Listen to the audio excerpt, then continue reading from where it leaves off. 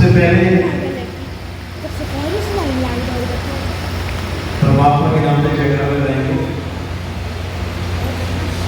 बोलिए परम पिता परमात्मा की सर्वभूतनि छोड़ गौरी साहिब की सभी संतों की सभी भक्तों की सत्संग कराने वालों की इनके माता पिता की इनके बाल गोपाल की सकल हंस को करने की साहिब की सतनाम। तो परमात्मा की बात है। तो आज परमात्मा की बात कृपा है जो हसनपुर में आज सत्संग का आयोजन किया जा रहा है, क्योंकि बहुत बड़े भाग होते हैं जीवों के जब वो इस मूल ज्ञान के सत्संग को सुन पाते हैं, और उससे भी बड़े भाग होते हैं उन जीवों के जो इस मूल ज्ञान के सत्संग को समझ पाते हैं, क्योंकि ये ज्ञान ऐसा है, ये जल्दी सुनने को भी नहीं मिलता। क्यों नहीं मिलता? क्योंकि इस दुनिया का जो मालिक है, जो काल भगवान है, वो नहीं चाहता कि किसी भी जीव के काम में ये मूल ज्ञान पड़े, और इस दुनिया को मिथ्या जान के झूठा जान के कोई यहां से निकलने का विचार नहीं करे। वो बिल्कुल नहीं चाहता। वो चाहता है कि आप बार बार आओ इस दुनिया में, बार बार जन्मो, बार बार पैदा हो, फिर मर जाओ, फिर पैदा हो, मर जाओ। आज तक ये चक्की चलती ही आ रही है। आज तक ये 84 लाख जूने ये चलती ही आ रही है। हमारा जो इंसानी जन्म है ये बहुत इंपॉर्टेंट है, बहुत जरूरी है। इसकी महानता क्या है कि इस जन्म में ही हम इस जन्म मरण के चक्र को तोड़ सकते हैं।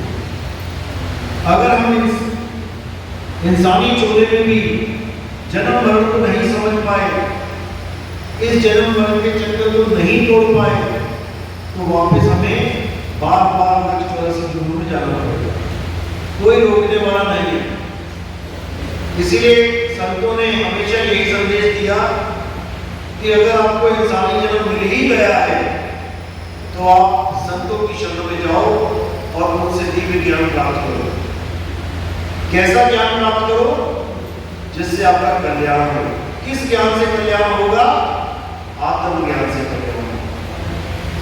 बिना आत्मज्ञान के आपका कोई सहाय नहीं है। अंत समय में जब आपको ये शरीर छोड़ना पड़ेगा, जैसे भगत जी ने त्यागा अपना शरीर, आपको भी त्यागना है। हर इंसान को, हर जानवर को त्यागना पड़ेगा। जानवर तो समझ नहीं सकता कि कैसे त्यागना है, लेकिन इंसान बड़ी अच्छी तरह समझ सकता है कि इसको कैसे त्यागना है। और जो शरीर को त्यागना नहीं जानते, वो एक जानवर की तरह ही जी के जानवर की तरह ही मर के चले जाते हैं। गीता में उन लोगों को महाअज्ञानी बोला गया है जो ये नहीं जानते कि अंत समय में शरीर का त्याग कैसे किया जाता है। हमें रहना तो आता है, हम शरीर में रह रहे हैं, हर आदमी रह रहा है, शरीर में रह भी रहा है और शरीर को मेंटेन भी रख रहा है, खा रहा है, पी रहा है, नहा रहा है, धो रहा है। यानी जिस घर में आप रहते हो उस घर को आप पूरी तरह साफ सफाई करके हर चीज मेंटेन कर रहे हो, लेकिन जिस घर में आप रहते हो वो घर सदा के लिए नहीं है, वो एक किराए का मकान है। अब असली मुद्दा ये है कि उस मकान को मैं कैसे छोड़ूं और कहां जाऊं, ये है असली मुद्दा। रहना मुद्दा नहीं है कि मैं इस शरीर में रह रहा हूं तो मैं बहुत किस्मत वाला हूं। सारे किस्मत वाले हैं। मुद्दा ये है कि तुम इस शरीर को छोड़ोगे कैसे। मुद्दा ये नहीं है कि तुम अमीर हो या गरीब हो, तुम बिजनेसमैन हो या नौकरी करते हो। मुद्दा ये नहीं है कि तुम आदमी हो या औरत हो। मुद्दा ये है कि जब ये शरीर को छोड़ना पड़ेगा तब तुम इसको कैसे छोड़ोगे। जिसको तो ये पता है कि शरीर को कैसे छोड़ा जाता है, वो तो बड़े आराम से शरीर को छोड़ के अपने मूल में समा जाएगा, अपने परमात्मा के पास चला जाएगा। जिसे नहीं पता है कि इस शरीर को कैसे छोड़ना है, वो शरीर के 9 दरवाजों में से निकलेगा। गीता में बोला गया है, अज्ञानी जीव इस शरीर में जब रहता है तब तो वो समझ नहीं पाता कि कहां से निकलना है, और जब अंत समय आता है तो इसी शरीर के 9 दरवाजों में से निकल जाता है। कौन से 9 दरवाजे? 2 कान के छेद, 2 आंख के छेद, 2 नाक के छेद, 1 मुंह का छेद और नीचे लैट्रिन बाथरूम के छेद। ये टोटल मिला के 9 होते हैं। इन्हीं 9 द्वारों में से हर जीव ने निकलना है, चाहे वो हिंदू हो, चाहे मुसलमान हो, चाहे सिख हो, चाहे वो ईसाई, इससे कोई फर्क नहीं पड़ता। अब 9 दरवाजों के अलावा एक 10वां दरवाजा है। वहां से कौन निकलता है?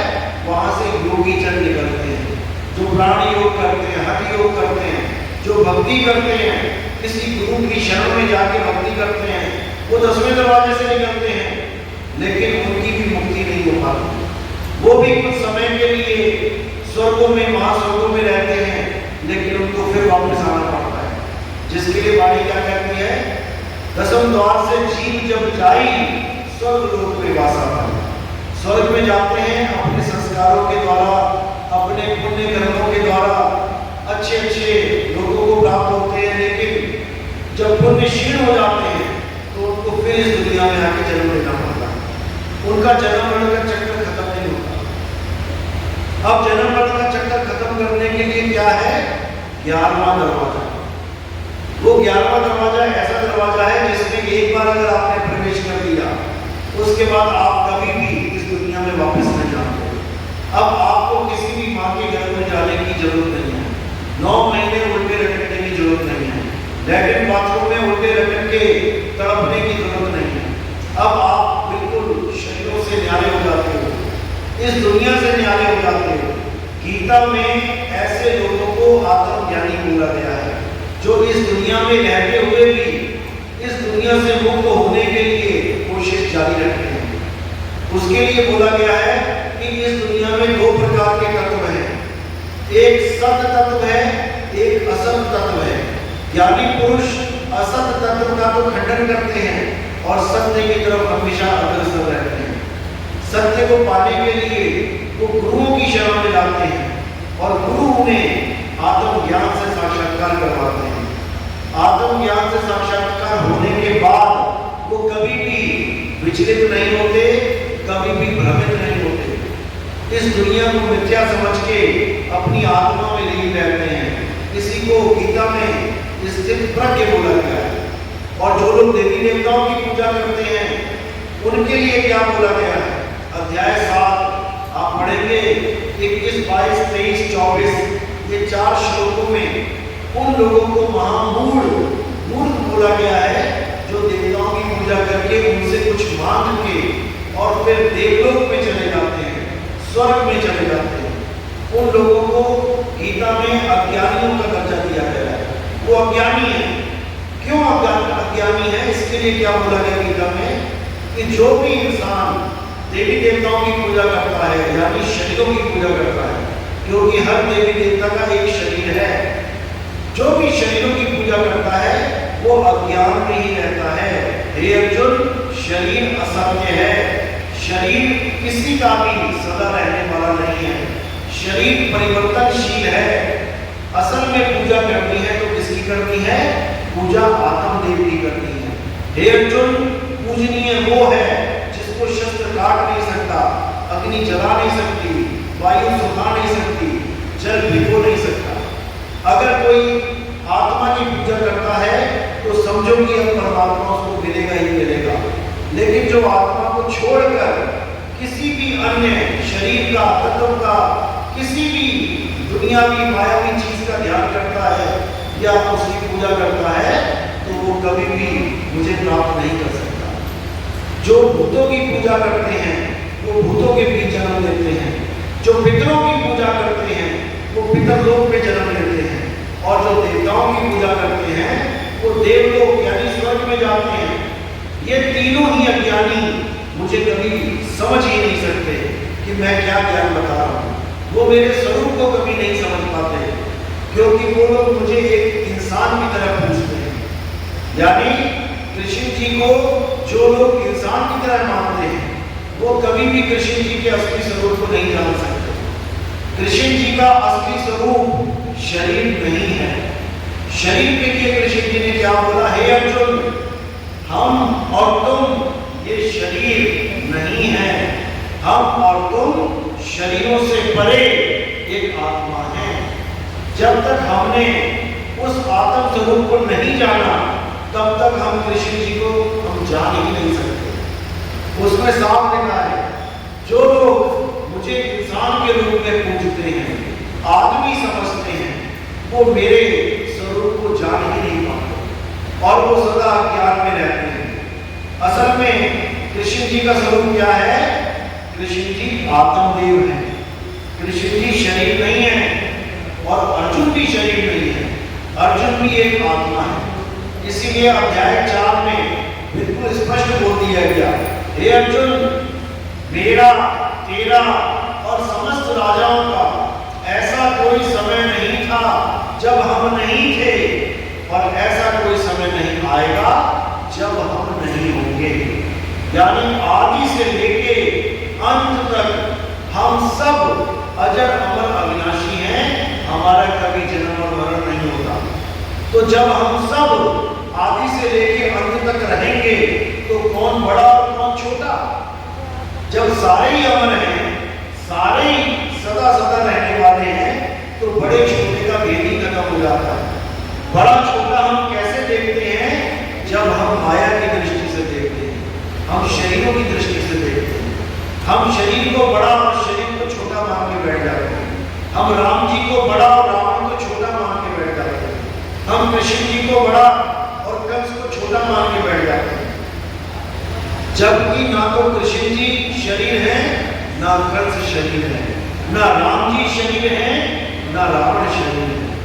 शरीर तो हमारे कपड़े हैं, हमारी आत्मा अजर अमर अविनाशी है। ना तो कभी राम ने रावण को मारा, ना कभी कृष्ण जी ने कंस को मारा। मरा कौन? ये कपड़े मरे। कृष्ण जी की आत्मा और कंस की आत्मा, राम जी की आत्मा और रावण की आत्मा अजर अमर अविनाशी है। इनको कोई खत्म नहीं कर सकता। इसीलिए गीता में अध्याय 2 में आत्म ज्ञान कूट कूट के भरा है। हर बात आत्मा पे ही सिद्ध की गई है कि हे अर्जुन, ये आत्मा ही है जिसके कारण हमारे शरीर हिल रहे हैं, चल रहे हैं, बोल रहे हैं, खा रहे हैं, पी रहे हैं। अगर ये आत्मा ना हो तो हमारा शरीर मृत है, मुर्दा है। जैसे जितने भी ये पंखे चल रहे हैं, केवल करंट की वजह से चल रहे हैं। ये पंखे जीवित नहीं है, लेकिन करंट का कनेक्शन लगते ही ये पंखे घूमने लगे हैं, इसलिए हमें जीवित दिखाई दे रहे हैं। असल में इनको जीवन देने वाला वो करंट है, वो आत्मा है। जैसे वो करंट चला जाएगा, ये पंखे अपने आप रुक जाएंगे। यानी ये रुके हुए ही हैं, लेकिन केवल करंट की वजह से ये चलते दिखाई दे रहे हैं। ऐसे ही हमारे जितने रिश्तेदार हैं, हमारे जितने भी भाई बहन हैं, बेटा बेटी हैं, ये हमें चलते हुए दिखाई दे रहे हैं। इसलिए हम समझ बैठे हैं कि ये जीवित हैं, और जो इस दुनिया को छोड़ के चले गए, जिनका शरीर अचल हो गया, चल नहीं रहा, उसको हम मान के बैठ गए कि ये मुर्दा हो गया। जबकि ये परम सत्य है कि शरीर सदा से मुर्दा है, ये कभी भी जीवित नहीं है। जीवन देने वाला तो इसको आत्मा है। जैसे कोई कार है, वो कार मुर्दा है, वो चल नहीं सकती, लेकिन जब उसमें ड्राइवर बैठ जाता है तो वही कार 200 की स्पीड में चलती है, वही कार हॉर्न देती है, वही कार घूमती है, डीजल पीती है, पेट्रोल पीती है और धुआं निकालती है। देखने वाला देखेगा कि देखो ये खा रही है और इसके द्वारा धुआं भी निकाला जा रहा है, यानी पचा भी रही है। देखने वाला देखेगा कि देखो ये शरीर खा रहा है और पचा भी रहा है, लेकिन वो ये नहीं समझ पाते कि किसकी वजह से पचाया जा रहा है। ये शरीर खाना नहीं पचा सकता जब तक इसमें आत्मा का कनेक्शन ना हो। जीवित आदमी कुछ भी खा ले पी ले, वो सब पच जाएगा शरीर के ही माध्यम से। लेकिन अगर कोई मुर्दा पड़ा है, उसके मुंह में आप जो मर्जी डाल दो, पानी डाल दो, दूध डाल दो, वो पचा नहीं सकता। जबकि शरीर वो भी है और शरीर वो भी है, बस फर्क आत्मा का है। आत्मा का टच है तो ये शरीर सब कुछ कर रहा है, खा रहा है, पी रहा है, पचा रहा है। और आत्मा नहीं है तो भले आपका कोई माता पिता भाई बहन पति पत्नी कितना ही प्यारा क्यों ना हो, आप उसको उठा के सीधे शमशान ले जाके जला देते हो। कहां चला जाता है वो प्यार, कहां चला गया वो नेह, वो मोह कहां चला गया? ये सारा मोह खत्म हो जाता है जब आत्मा शरीर से अलग हो जाती है। इसलिए जितना भी प्रेम आप करते थे, असल में वो उस आत्मा से करते थे, शरीर से नहीं। अगर शरीर से प्रेम करते होते तो कोई भी अपनी मां को, कोई भी अपने पिता को उस जलती हुई चिता पे नहीं रख सकता था। तो प्रेम किससे किया? आत्मा से। लेकिन हम किसको पिता और माता समझते रहे? शरीर को। और शरीर क्या है? शरीर केवल हड्डी मांस का पुतला है। ये 5 तत्वों का पुतला है। इस शरीर को हम अपना स्वरूप मान बैठे हैं। इस शरीर को हम अपना मां, अपना बाप, अपने भाई बहन मान बैठे हैं, जबकि ये शरीर हमारा भाई बहन नहीं है। हमारा भाई बहन माता पिता कौन है? जो इस शरीर में जीव रहता है, उसको हम मां बहन भाई बनाना चाहते हैं। लेकिन हम शरीर को बना बैठे क्योंकि हमें उसका बोध ही नहीं होता है। तो गीता में बिल्कुल स्पष्ट किया गया है कि जो लोग देही ज्ञान में रहते हैं, जो शरीरों को ही सत्य मानते हैं, वो कभी भी इस जन्म मरण से मुक्त नहीं हो पाते। उनको बार बार लाख 84 में भटकना ही पड़ता है। कोई भी उन्हें मुक्त नहीं कर सकता।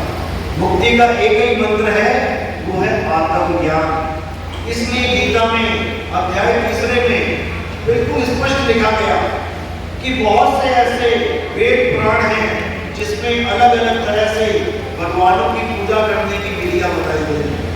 कैसे देवताओं को प्रसन्न करना है, कैसे यज्ञ करना है, कैसे आहुतियां देनी है, कैसे तीर्थ मुहूर्त में आपने भ्रमण करना है। ये सारा कुछ आपको एक भगत बनाने के लिए, एक आस्तिक बनाने के लिए बताया गया है। किंतु वहां पर किंतु लगा दिया, अध्याय 3 17वां श्लोक।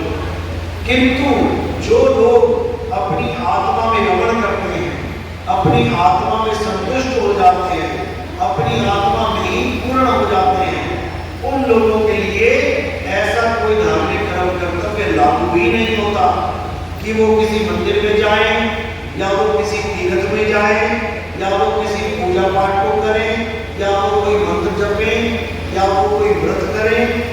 ऐसा कोई नियम उनके ऊपर लागू ही नहीं होता। अब करना क्या है? अगर हम ये सब छोड़ दें तो करें क्या?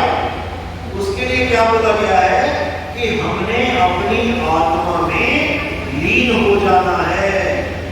हम अपनी आत्मा को जान लें कि हमारी आत्मा क्या चीज है। अपनी आत्मा को जानने पर ही हम परमात्मा को जानते हैं। अगर हम अपने आप को शरीर मानते रहे, मैं लड़का, मैं लड़की, मैं आदमी, मैं औरत, तो याद रखना आप भगवान को भी एक आदमी और औरत ही समझते रहोगे। हम और आप ये आदमी और औरत का शरीर नहीं है। हम और आप एक आत्मा है। शरीर तो इंद्रियों की कोठली है। ये जो आपको दिखाई दे रहा है, आंख, चमड़ी, कान, नाक, मुंह, हाथ, पैर, ये इंद्रियां हैं। 10 इंद्रियों के द्वारा ये शरीर बनता है। हम इंद्रियों को चलाने वाले हैं, ना कि हम इंद्रियां हैं,